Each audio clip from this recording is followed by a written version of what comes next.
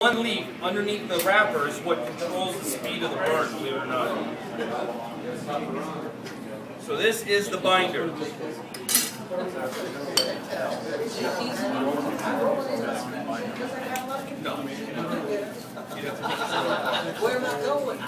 Now what he's doing is he's rolling little tubes. This is how you get a draw through a cigar. So when you have a plugged cigar, something went wrong at this stage.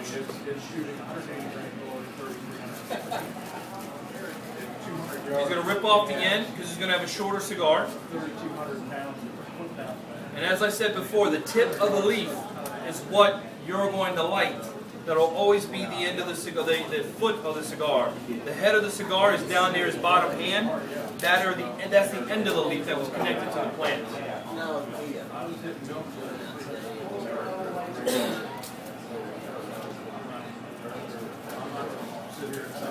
And when you're making a 50 ring gauge, a 48 ring gauge, a 47, 46, 50, 60, whatever it may be, it's all by the feel of his hand. He knows how it should feel.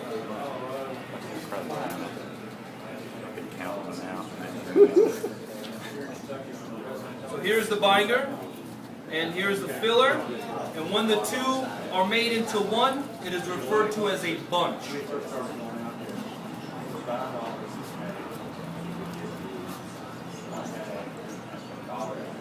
Sometimes he filled a little loose area in there.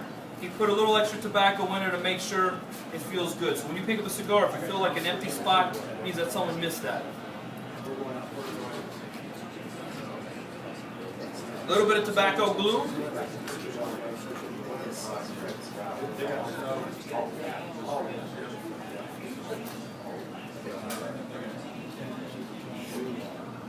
It's going to cut off to make it a little shorter. At this stage, it would go into a mold, a plastic mold. We would press it for a half an hour, then we would take it out, rotate the cigar in the mold to get the crease out, press it for another 15 or 25 minutes, depending. At this stage, it would go to the draw tester period. We would take this, we'd stick it in a little tube, it sucks air through it. And basically there's a little speedometer, and it'll tell us 90-95% accuracy rate if it's going to be a good draw. So at this point we would take it out. If it passes, we put it back in the mold and we take it back to whoever made the bunch. So then we would take it back because they're responsible for their own cigar. So then he would pull it out of the mold.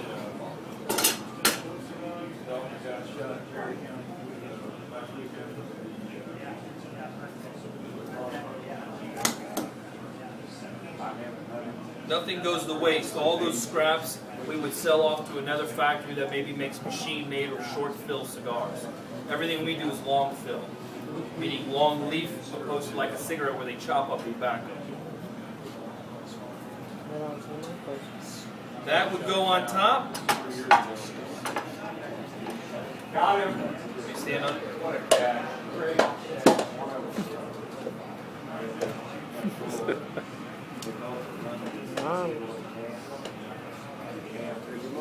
We would press it in a machine that would literally half an hour. The Miguel machine. We would pour the Miguel machine. 260 pounds, so maybe a little more strength actually. And then literally we would pull it out of the mold and we rotate it. Like I said, we rotate it because there's a crease in there.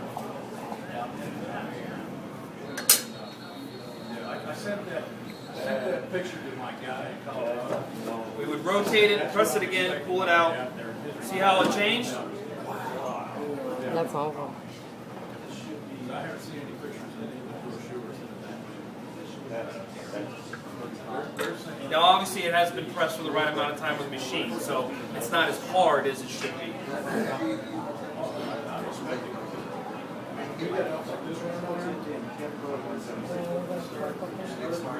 And if you're smoking a parejo, like that gentleman you have in your hand right there, it's a regular cigar.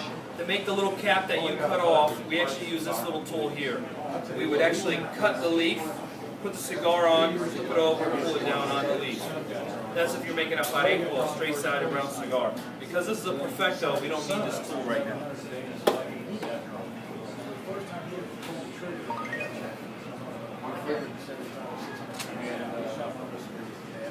A lot of times when you come to events where there's a roller, a lot of times they'll have a guy literally just putting the wrapper on to finish cigar.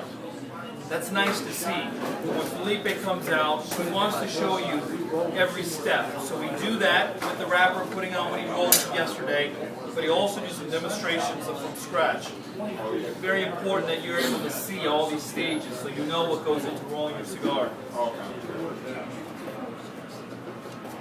The tobacco is literally hand planted, sorted, put in the curing barns. Each leaf is picked by hand. All of it is completely hand done. So when you buy a cigar for $7 or $8, you're actually getting a deal. There's much work that goes into a cigar. $7 to $8 cigar is not bad.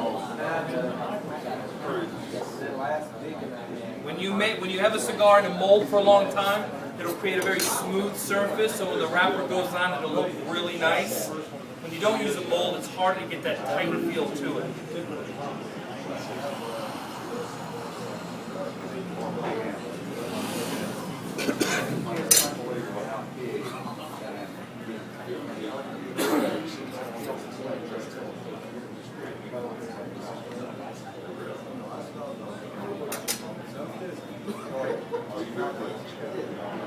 That little teardrop shape right there, that's what's going to go on to the end.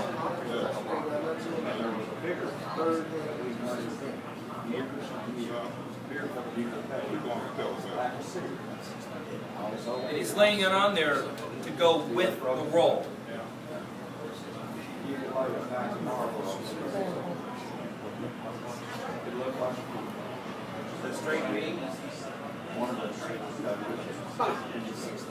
So at no point are they rolled on the thigh of virgins. It's totally not true.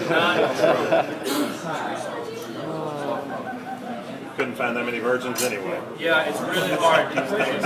Really hard. Oh, gee.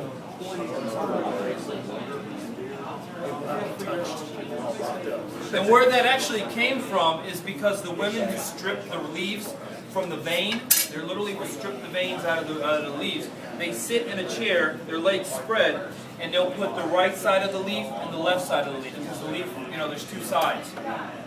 And they lay them on their thighs while they're tearing them. So that's really where that story came from, that they roll them on their thighs. They do use their thighs, they just don't use them for rolling.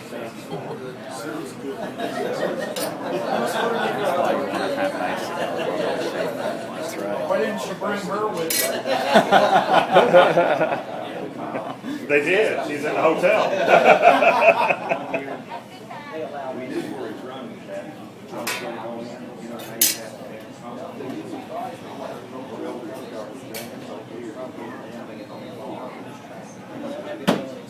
Finished product. Yeah, I might not say